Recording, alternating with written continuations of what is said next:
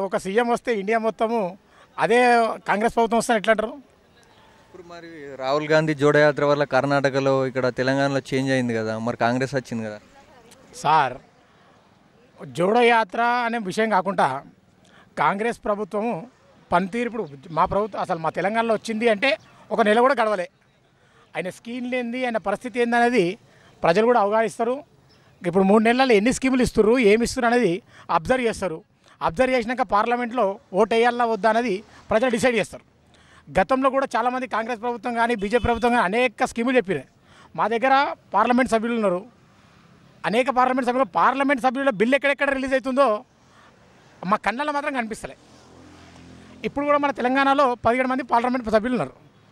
17 మంది పార్లమెంట్ సభ్యులలో పలానా MP budget మాత్రం ఇక్కడ వాడాము, పలానా ఎంపీ బడ్జెట్ ఇక్కడ వాడుతున్నాము ఎక్కడైనా కనిపించిందా మీకు? మీరు విన్నారా?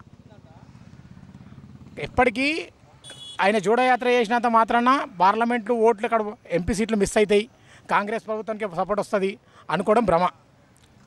మొన్నటిదాకా ఎవరు చూపెడుతురు మరి ఎంపీ బడ్జెట్ ఏ పార్టీ వాళ్ళు చూపెడుతురు?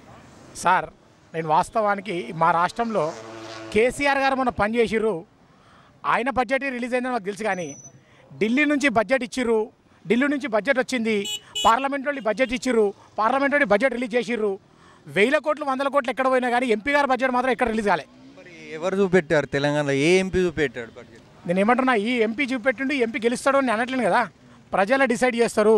ఎందుకంటే కొత్త ప్రభుత్వం వచ్చి నెల కూడా కాలే, ఒక నెల గడిచినాక ప్రజలు డిసైడ్ చేస్తారు ఏమని, ఈ ప్రభుత్వం బెటరా కాదా అనేది.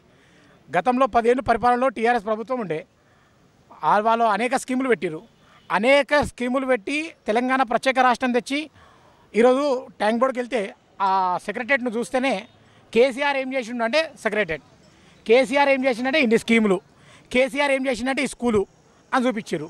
గత 10 ఏళ్ళ పరిపాలన ఆయన ఏం చేసిండో కనిపించింది. ఈ ప్రభుత్వం వచ్చి నెల కూడా కాలే కదా. అన్ని చూపెట్టిండు, ఎందుకు కూడా సార్ ఇప్పుడు మీరున్నారు, ఈరోజు మీరు మాకు సహాయం చేసిరు, మీకంటే ఎక్కువ సహాయం చేస్తారేమో అని చెప్పి ఇంకొకరు కొట్టేసారు. ప్రజలు ఎప్పటికొకటి లేకుండా కదా. ప్రజలు మనుషులు కూడా, ఇంట్లో ఉన్న అన్నదమ్ములు కూడా పెళ్ళి అయ్యేంత వరకు ఒక రకంగా ఉంటారు, పెళ్ళి అయినాక ఇంకో రకంగా ఉంటారు. ప్రజలు కూడా 10 ఏళ్ళు పరిపాలన తెలంగాణ ప్రభుత్వం చూసి గ్రేటర్ హైదరాబాద్లో మాత్రం వన్ సైడ్ గుర్తుకొచ్చినాం. ఎట్లా గుర్తుకొచ్చినామంటే డెవలప్మెంట్ కనిపిస్తుంది కాబట్టి గుర్తుకొచ్చినాం. డిస్టిక్లలో ఎక్కడ ట్రబుల్ వచ్చిందంటే అసలు నాకు తెలిసి రాష్ట్ర ముఖ్యమంత్రి ప్రాబ్లం కాదు, కొన్ని నాయకుల నిర్లక్ష్యం వలన రాష్ట్ర ప్రభుత్వం, మా రాష్ట్ర ముఖ్యమంత్రి కాడు, మా రాష్ట్ర నాయకులలో కాకుండా లోకల్ నాయకుల నిర్లక్ష్యం వల్లనే, లోకల్ నాయకుల ప్రాబ్లం వల్లనే మా ప్రభుత్వం పడిపోయింది. కానీ 99% మా ప్రభుత్వం పడిపోయేది కాదు. అయినా మా ప్రభుత్వానికి కాపురం ఎంతవరకు తేడుంది సార్? ఎన్ని సీట్లు తేడున్నాయి? 39-64 కదా, చాలా తేడా ఉంది కదా. ఏం సార్? 39-64 కదా సార్. గ్రేటర్ హైదరాబాద్లో ఎన్ని సీట్లు గెలిచారు కాంగ్రెస్ వాళ్ళు? అలా ఉండదు కదా, రాష్ట్రం మొత్తం లెక్క.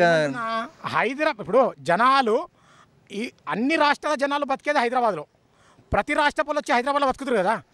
ప్రతి రాష్ట్ర పనులకు అర్థమైపోయినట్లు స్థానిక నాయకుల నిర్లక్ష్యం వల్లే మేము ఓడిపోయాం. కానీ మా రాష్ట్ర ముఖ్యమంత్రి గారు కానీ వాళ్ళు చేసే స్కీములు కానీ వాళ్ళ దిక్కులు మాత్రం ఓడిపోలే.